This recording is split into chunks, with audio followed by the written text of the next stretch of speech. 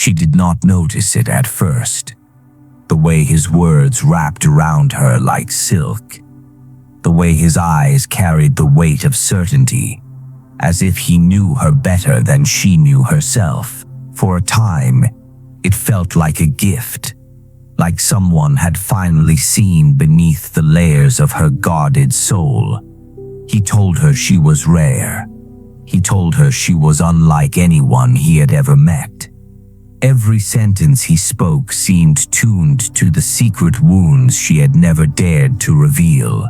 It was as if he had studied her heart and rehearsed the lines that would make her walls crumble. She let him in, not because she was weak, but because she was tired of being strong.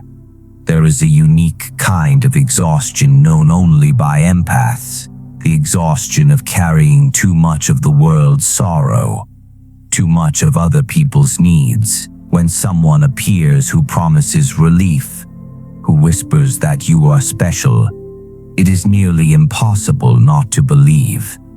Carl Jung once wrote, "The meeting of two personalities is like the contact of two chemical substances.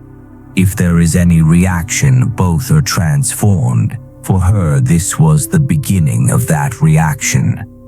But she did not know the danger that lived inside it, because while her soul was opening, his mask was hardening. At first, he flooded her with devotion, messages that came at all hours, compliments that felt endless, future promises spoken as if already written in stone. He built a mirror around her and made her believe she was reflected in it. But slowly, almost imperceptibly, the mirror began to distort. Her laughter was too much. Her questions were too suspicious. Her independence was too distant. Every disagreement, no matter how small, turned into a courtroom where she was always on trial. She wondered if she was losing her mind. Was she ungrateful? Was she asking for too much? He, of course, always smiled, the controlled, superior smile of someone who never admits mistakes. Behind that smile was a truth she could not yet see. This is the paradox of the narcissist. He appears as salvation but thrives as a predator. It is not an accident. It is not a misunderstanding. It is a pattern as old as myth itself. The Greeks knew it when they told the story of Narcissus, the boy so entranced by his own reflection that he wasted away staring into the water. He did not love himself. He loved the image of himself. An illusion. And illusions are always hungry because they cannot feed themselves. Freud took the myth and gave it language. Jung took the myth and gave it warning. For Jung, narcissism was not simply vanity. It was the refusal to confront the shadow. Until you make the unconscious conscious, it will direct your life and you will call it fate. The narcissist avoids this confrontation at all costs. He will not wrestle with his shadow. Instead, he makes others carry it. That is why being close to a narcissist feels like drowning. You are not just dealing with a person. You are dealing with their unacknowledged wounds, their projected fears, their hungry void that insists you must fill it. You become the stage on which their denial performs itself. She began to sense it. Late at night, after the compliments had faded and the arguments lingered, she felt a hollow ache in her chest. She was giving everything and receiving nothing. She was apologizing for things she had not done. Her love had become currency, and he was the only banker. Still, she stayed. Because empaths do not abandon easily. Their hearts are stitched with the belief that love can heal, that patience can soften, that presence can transform. It is both their greatest gift and their greatest danger. And he knew this. He studied it. He fed on it. For every empath who believes she can rescue someone, there is a narcissist who has been waiting for her to try. This is not simply romance gone wrong. It is not just a toxic relationship. It is a psychic trap, a battlefield between the soul that longs to heal and the ego that refuses to face itself. Jung warned that what we repress in ourselves does not disappear. It grows in the dark. The narcissist is not evil because he hates you. He is destructive because he has disowned himself. You become the reflection he needs, the one who must hold up the mask he cannot remove. She realized something was shifting. The man who once called her perfect now called her difficult. The man who once admired her independence now mocked her distance. The man who once praised her compassion now accused her of being too sensitive. It was as though she had broken a silent contract she never signed. And still he smiled. That same controlled smile, polished by practice, sharpened by superiority. Every conversation felt like standing before a mirror that no longer reflected her face, but his distorted version of it. This is the moment where the empath's power begins to dim, where her fire flickers under the weight of doubt, where her voice softens into silence. She tells herself to endure, to love harder, to give more. But inside, a quiet rebellion is beginning. The rebellion of the soul, the rebellion of the part of her that knows something is deeply wrong, the rebellion that whispers in the midnight of her exhaustion, "This is not love." And once that whisper grows, it cannot be silenced. Part 1 ends here. In the next part, we will step deeper into the hidden cycle of narcissism, the rise and fall of idealization, the slow erosion of devaluation, and the brutal silence of discard. But before you move on, take a moment. Reflect. What did you recognize in yourself while hearing this? What patterns echoed in your own memory? Keep watching, practice what you've learned, and share your insight in the comments, because your words may be the very lifeline someone else is waiting for. She remembered the beginning like a dream, the sweetness, the flood of affection, the way he seemed to appear in her life like an answer she hadn't dared to ask for. Every morning began with his messages. Every night ended with his voice. She thought finally, here was someone who would stay. But dreams, when examined closely, have shadows. And slowly, the dream began to turn. At first, it was so subtle, she could not place it. The pauses in his compliments, the way his warmth cooled in sudden bursts, the first time he sighed in disappointment, the first time he told her she was too emotional, too needy, too demanding. It was like standing in sunlight and suddenly noticing the temperature had dropped.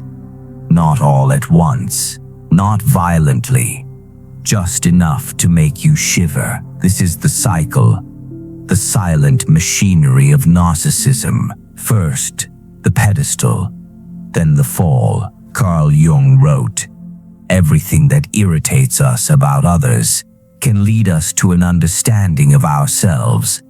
But the narcissist is incapable of this reflection. He does not turn inward. He does not ask, 'What in me is unsettled?' Instead, he projects. He takes his own shadow, the fragile, unbearable weight of shame and inadequacy, and hurls it onto the one closest to him. So when he told her she was needy, it was because he was empty. When he called her demanding, it was because his soul could not provide. When he mocked her sensitivity, It was because his own heart was numb, but she did not see this yet. She thought it was her. She thought she was slipping. She thought if she just loved harder, gave more, endured longer, the warmth would return. And sometimes it did. That was the cruelty. The cycle is not linear. After the coldness, there would be sweetness again. After the silence, a sudden burst of tenderness. A promise, a kiss, a reminder of the man she thought she met at the beginning. This is not reconciliation. This is reinforcement. He was teaching her, like training an animal, to respond to his shifting tides.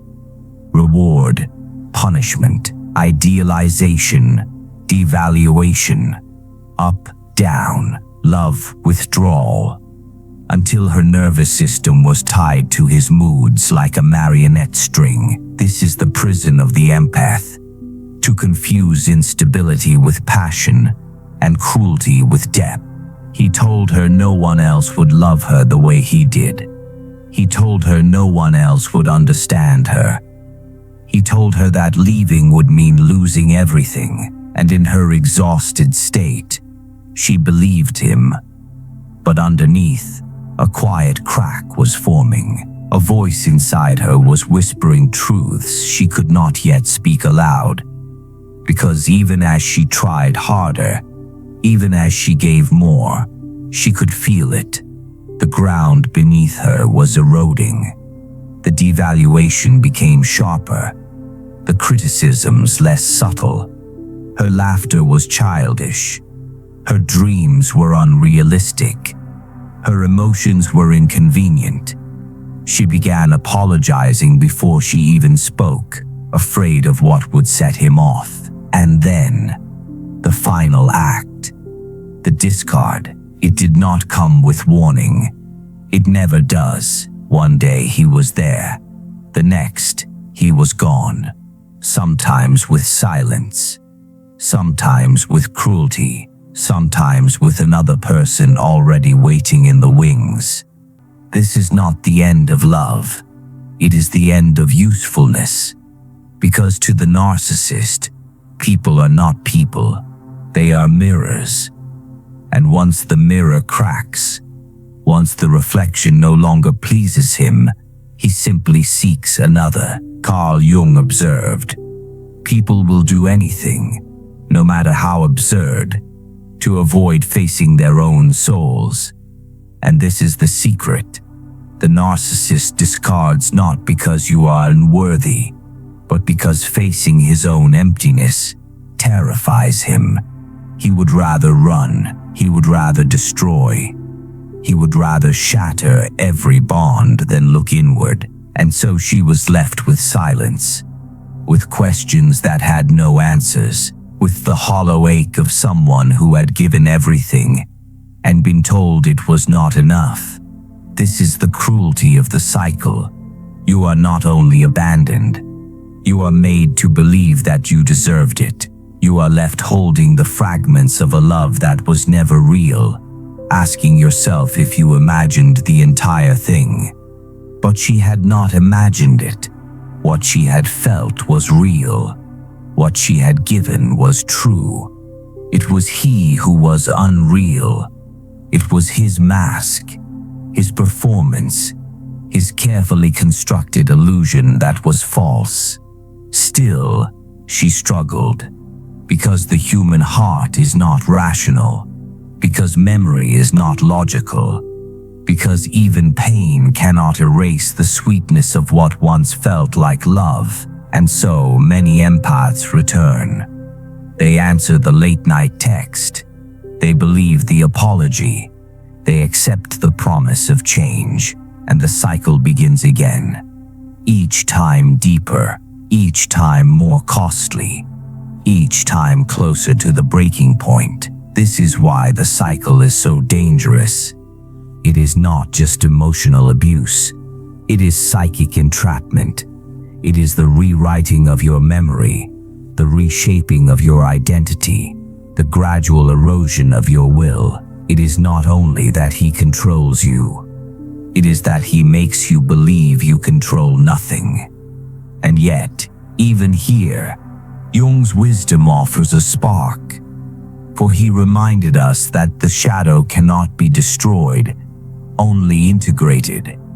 And if the narcissist refuses this work, then it falls to the empath to do it for herself, to take back the projections, to say, "This shame is not mine, this emptiness is not mine, this cruelty is not mine," to reclaim her image from the distorting mirror. The breaking point comes not with rage, but with clarity, not with violence, but with vision, not with revenge, but with recognition. She would one day look into the mirror and finally see herself, not his projection, not his accusation, not his distortion, but herself. And that moment would be the beginning of her return. But that was not yet, not in this part of the story. Here, she was still in the storm. Here, she was still breaking. Here, she was still asking, "What did I do wrong? Why was I not enough?" And the truth, though she could not yet believe it, was simple. She had done nothing wrong. She had always been enough. It was he who could not see it. It was he who could not face himself. It was he who was drowning in his own reflection. Part 2 ends here. In the next part, we will go deeper, not just into the cycle itself, but into the roots of narcissism, the childhood fractures, the collective wounds, and the shadow Jung warned us about. Before moving forward, pause. Ask yourself, did you see pieces of your own story here? Did you recognize echoes of your own pain in her silence, her doubt, her endurance? Keep watching. Practice what you've learned and share your reflections in the comments, because your words may become the light for someone else still lost in this cycle. The silence after the discard felt like a wound that had no bandage. She kept staring at her phone, waiting for the message that never came. Every corner of her apartment echoed with his absence. The places they had touched, laughed, spoken, now felt like hollow theaters where the performance had ended, leaving her as the only audience.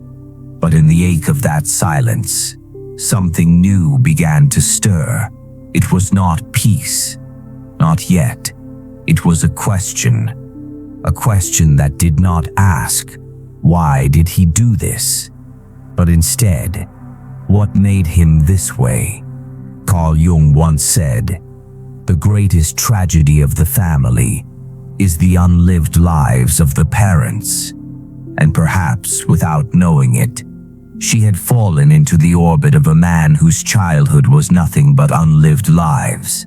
Because behind the polished mask of the narcissist lies a boy who was never allowed to be. A boy who was punished for feeling too deeply.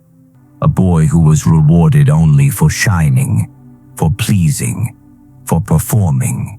A boy who learned that love was conditional, that acceptance was earned, not given, that the only way to survive was to bury the tender parts of himself and wear a mask, convincing enough to pass as whole. This is the paradox at the heart of narcissism. The narcissist appears larger than life, but is, in truth, a child trapped in an adult body. His arrogance is armor, his charm is camouflage, his cruelty is protection. Everything that looks like strength is only the scaffolding he built to keep the fragile truth from collapsing. And that truth is simple. He cannot bear himself. He cannot meet his own shadow, so he creates others, partners, lovers, friends, to carry the unbearable weight for him. The narcissist is not addicted to love. He is addicted to avoiding himself. This is why the empath becomes his perfect counterpart.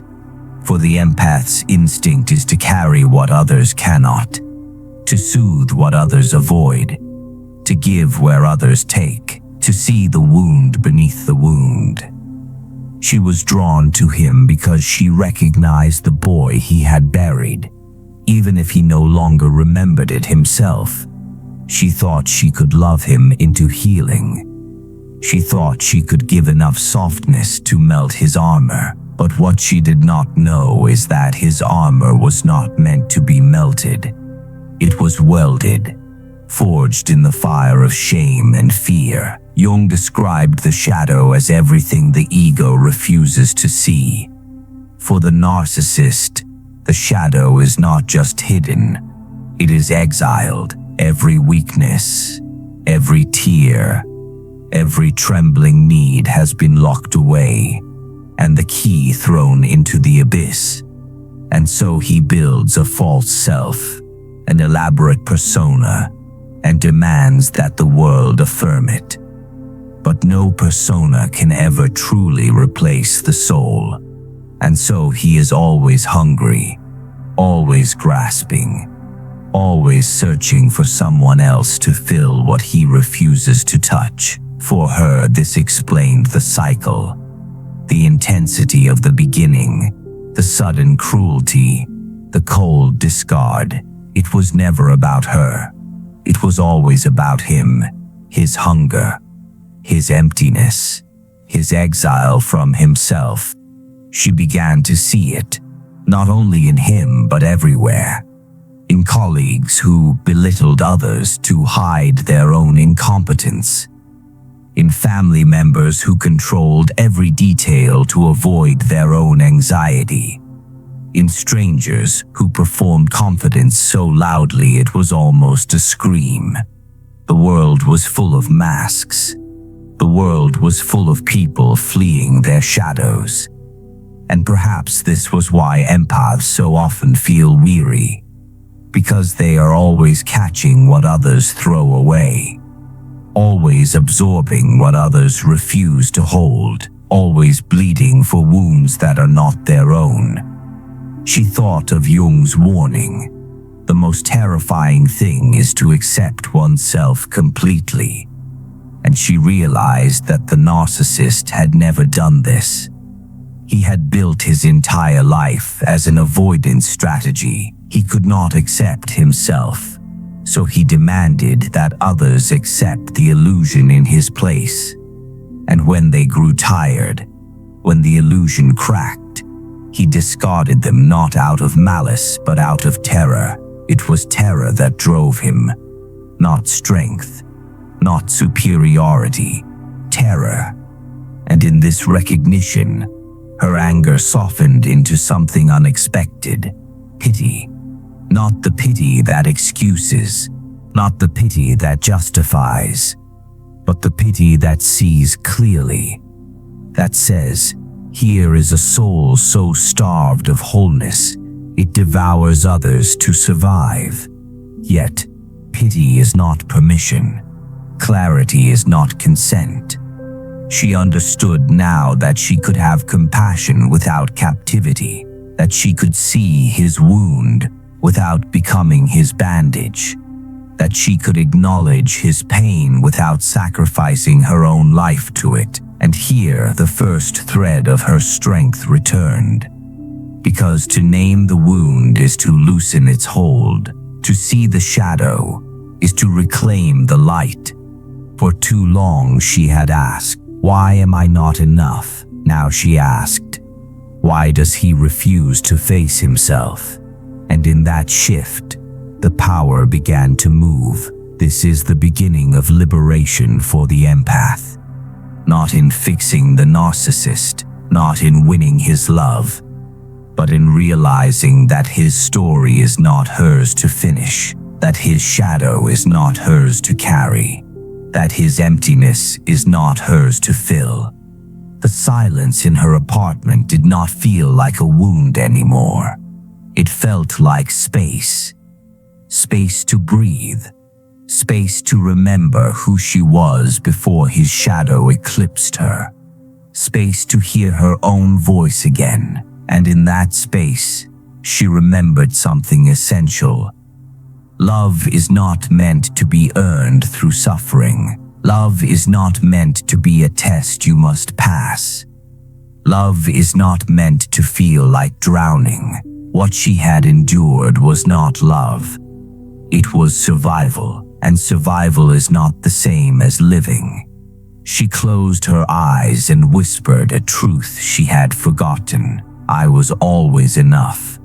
Part 3 ends here. In the next part, we will dive even deeper into the collective roots of narcissism, the way society itself rewards masks, and how this dynamic plays out on a larger stage. Before moving on, pause, reflect. What insight rose up in you while hearing this part? Did it awaken compassion, anger, recognition? Keep watching, keep practicing what you've learned, and share your thoughts in the comments, because your words may be the spark that reminds someone else they too were always enough. The silence that once felt unbearable had become a strange kind of teacher. She no longer reached for her phone every few minutes, waiting for him to return. Instead, she began reaching for herself, the self she had misplaced inside his storm. It was not easy. Every step into solitude felt both liberating and frightening, because solitude has a way of showing us what we have been running from. Carl Jung warned us, people will do anything, no matter how absurd, to avoid facing their own souls. And she began to see how this warning did not apply only to him. It applied to everyone, to her, to the culture around her, to a world that rewards masks far more than it rewards truth. She saw it at work, the colleagues who performed enthusiasm while quietly dying inside. She saw it in her family, the polite conversations that avoided every raw and necessary truth. She saw it in strangers, smiles stretched too wide, laughter a little too loud, each gesture a desperate attempt to prove something unprovable. It dawned on her that narcissism was not just personal. It was cultural. It was collective. It was a sickness that had spread so thoroughly that many no longer even noticed it. From childhood, we are taught the art of the mask. Be strong, be good, be polite, be successful, be anything except what you actually are in this moment. And for some, this performance becomes unbearable. They collapse inward, depressed, anxious, disconnected. For others, it becomes intoxicating. They inflate the mask, polish it, weaponize it. And this is where narcissism thrives. Narcissism is not only an individual wound, it is a reflection of a society terrified of vulnerability. The empath suffers because she feels too much. The narcissist thrives, at least temporarily, because he feels too little. And the culture often sides with the latter. It rewards the mask that looks powerful over the heart that feels deeply. She remembered the way people admired him, his charm, his charisma, the way he could walk into a room and command attention. They did not see the cost. They did not feel the emptiness that followed her home each night. To the world, he was magnetic. To her, he was suffocating. Jung spoke often of the persona, the social face we wear for the world. The persona is not inherently bad. It is necessary. We cannot show every part of ourselves in every moment. But when the persona becomes the whole self, when it hardens into identity, the soul begins to starve, and a starving soul will always take from others to survive. The narcissist is not unique. He is simply the most extreme example of a pattern we all participate in: the denial of the shadow, the worship of the mask, the fear of authenticity. And so she began to see her own complicity, not in his cruelty, not in his lies, but in her silence. How many times had she ignored her own intuition because it was easier to believe the mask? How many times had she dismissed her own discomfort because she did not want to make waves? How many times had she demanded herself in the name of harmony? The answer was difficult to face, but facing it was the only way forward, because the world will not change until we do. And she knew now that healing from him was not just about walking away, it was about walking inward, into the places she had neglected, into the truths she had silenced, into the shadow she had pretended was not hers. Jung insisted that the process of individuation, the journey toward wholeness, requires us to integrate the shadow, not to destroy it, not to deny it, but to bring it into the light of consciousness. Only then can we stop projecting it onto others. Only then can we stop mistaking masks for truth. She began small. She wrote in her journal, not the things she thought were acceptable, but the things she had long hidden. Her jealousy, her anger, her secret desires, her disappointments, the parts of her she had buried in order to be the good one. It was terrifying at first, but it was also freeing, because every word she wrote was a thread pulling her back into herself. Every confession was a step away from the cultural script that demanded perfection. Every raw admission was a doorway out of captivity, and she realized that this was the true opposite of narcissism. Not another mask, not another performance, but the courage to be unmasked, to be messy, to be incomplete, to be human. For the first time in years, she felt a quiet strength returning, not the brittle strength of pretending, not the fragile strength of being admired, but the grounded strength of simply being. And with that strength came clarity. She could now see his behavior for what it was, not a reflection of her worth, but a mirror of his avoidance.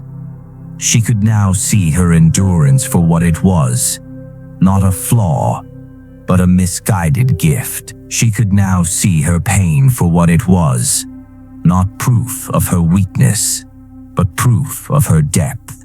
The silence of her apartment began to feel like a sanctuary. The very space that once tormented her became the space where she could hear her own soul again.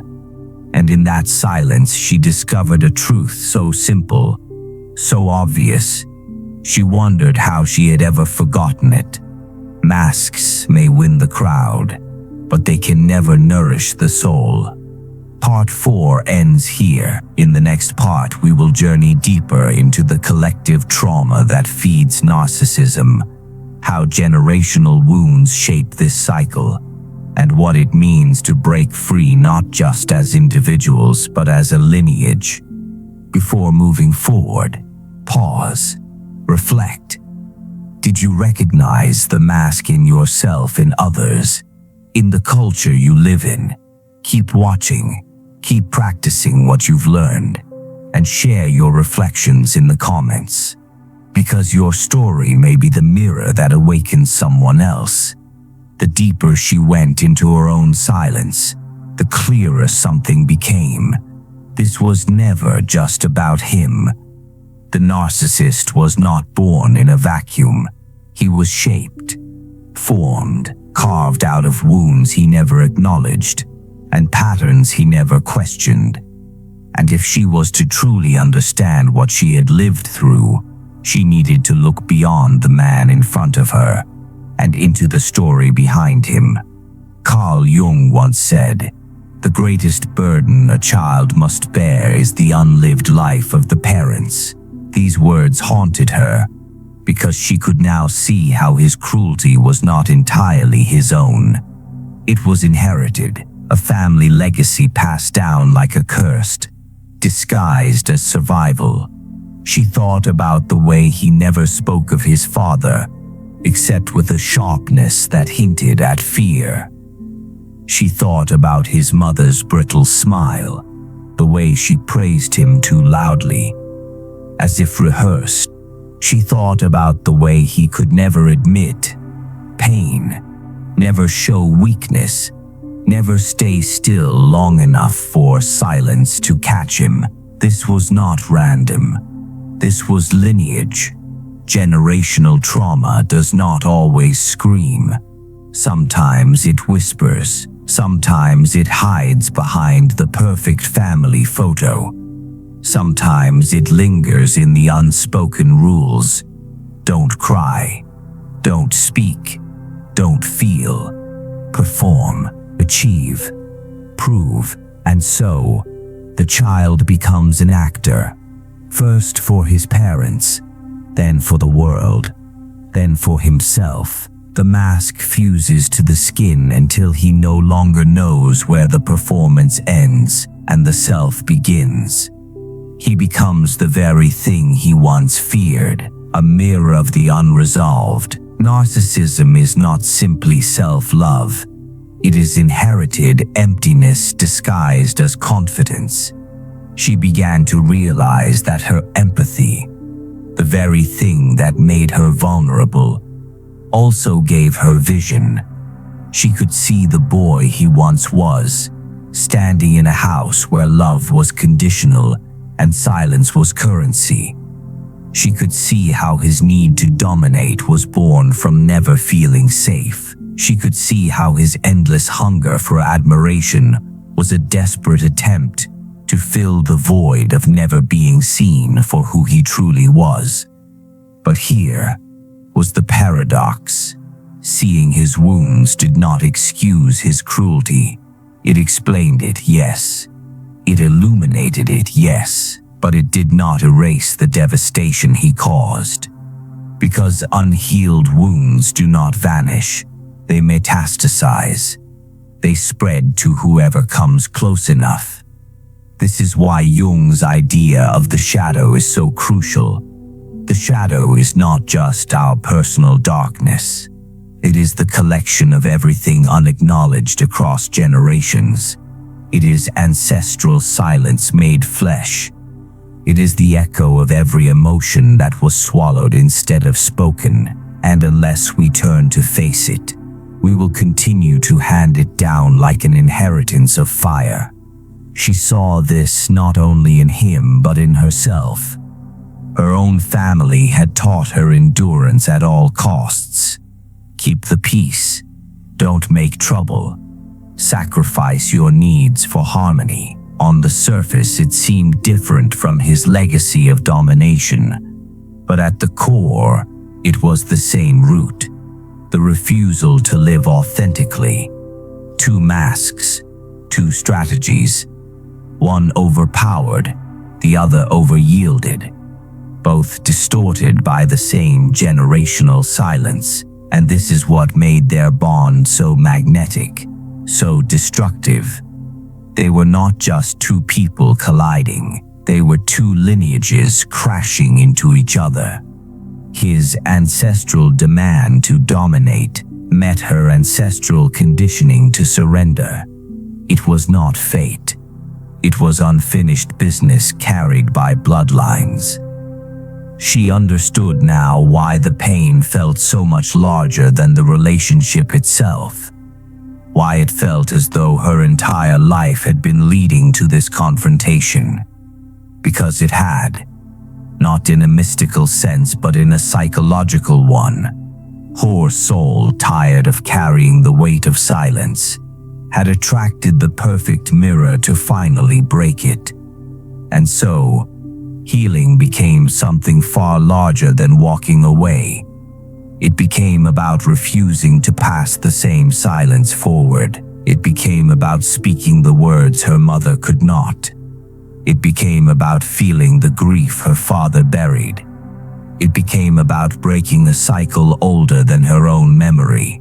Jung said, "Until you make the unconscious conscious, it will direct your life, and you will call it fate." She could see now how true this was. Every unspoken story had been pulling her strings.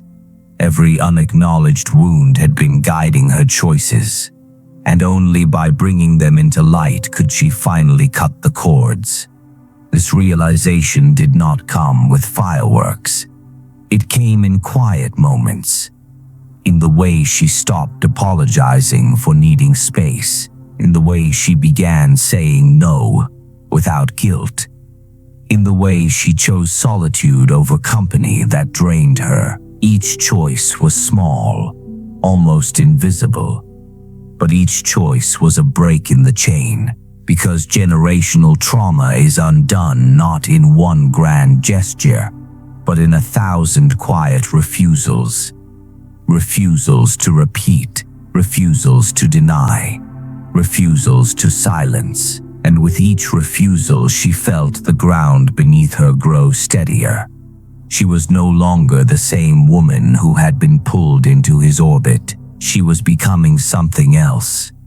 Not harder, not colder, but clearer, and clarity has a power all its own. She began to look at the world differently, at the patterns playing out in politics, in communities, in cultures. The narcissist was not an isolated figure. He was a symptom, a visible expression of invisible wounds carried across time, and she began to ask herself the question that would haunt her long after. If these wounds are collective, can the healing be collective too? It was not just about her anymore. It was about what it means for all of us to stop worshiping the mask, what it means to face the shadow together, what it means to stop passing pain forward like an inheritance none of us asked for. For the first time, she felt a strange compassion for humanity itself. Not blind forgiveness, not naive hope, but a deeper understanding. Everyone is carrying something unseen. Everyone is battling ghosts that did not start with them. And until we admit this, until we name it, the cycle will continue. The night she realized this, she cried. Not the desperate tears of heartbreak, but the cleansing tears of recognition. Tears for herself, tears for him, tears for generations past and generations yet to come, because she finally understood the truth. Healing is not private, it is ancestral, it is cultural, it is the work of all of us. Part 5 ends here. In Part 6, we will bring everything together. The root of narcissism in our collective shadow, the personal path out of its grip, and the future that becomes possible when we dare to live without masks. Before you move on, pause. Ask yourself, what silence are you still carrying? And are you willing to be the one to end it? Keep watching, keep practicing, and share your reflections below, because your words may be the bridge someone else has been waiting for. The morning light no longer felt hostile. It poured across her room, soft and golden, and for the first time in years she welcomed it. There was no one to perform for, no one to anticipate, no one to fix, only herself and the quiet truth of being alive. It had taken months, maybe years if she was honest, to reach this point. And even now she knew healing was not a straight line. There were days she still heard his voice in her head. Days she still wondered if she could have saved him. days when old doubts crept in, whispering that she was too much or not enough. But these voices no longer ruled her. They passed like weather, noticed but not obeyed. She had learned the art of watching them without becoming them, and this was freedom in its most intimate form. Carl Jung once wrote, "I am not what happened to me, I am what I choose to become." Those words struck her now as if they had been written for this exact moment. Because for so long she had been living as a reaction to him, to her family, to her culture. She was shaped by what had happened. But here, at last, she began to shape herself. She realized something crucial. The empath and the narcissist are two sides of the same coin, both born of silence, both shaped by shadows. One chooses to dominate, to avoid pain. The other chooses to absorb, to avoid conflict. But both are distortions. Both are masks. Both are fragments longing for wholeness. And perhaps this is the greater invitation, not simply to expose the narcissist, not simply to free the empath, but to recognize the deeper truth. We are all fractured. We are all carrying shadows we would rather not face. We are all tempted to wear masks to survive. Healing begins the moment we dare to live without the mask. She had thought strength meant enduring, pleasing, sacrificing. She had thought love meant saving, fixing, redeeming. Now she saw how wrong she had been. Strength was not endurance, it was presence. Love was not sacrifice, it was authenticity. And wholeness was not found in another, it was born within. The collective shadow Jung spoke of was not an abstract idea anymore. It was visible everywhere. In leaders intoxicated by power, in families suffocated by denial, in cultures obsessed with image, the narcissist was simply the most dramatic mirror of what humanity as a whole refused to face. And if the sickness was collective, then perhaps the healing could be collective too. Every empath who chose to reclaim their voice, every person who dared to face their shadow, every soul brave enough to say enough. Enough pretending, enough hiding, enough wearing masks that cost us our lives. This was not naive hope. She knew the world would not change overnight, but she also knew that change begins in small places, in the decision to tell the truth, even when it shakes, in the courage to sit with pain, even when it burns, in the act of choosing presence over performance. Moment after moment, she no longer hated him. Hatred felt too heavy to carry. Instead, she let him go, not as a villain, not as a hero, but as a mirror that had served its purpose. He had shown her the depth of her endurance, but also the danger of it. He had revealed her compassion, but also its cost. He had forced her to confront her own silence, her own shadow, her own unfinished business. And for that, she was strangely grateful, not for the wounds but for the awakening that came through them. One evening she sat alone by the window, the city buzzing outside. She wrote in her journal a final time about him, not to rehash the pain but to release it. And at the end she wrote a single sentence that made her smile through tears. "I choose myself." It was not defiance. It was not bitterness. It was simply truth, a truth she had waited her whole life to remember. Because she was not broken, she was not weak, she was not unworthy. She was simply human, whole, messy, luminous in her imperfection.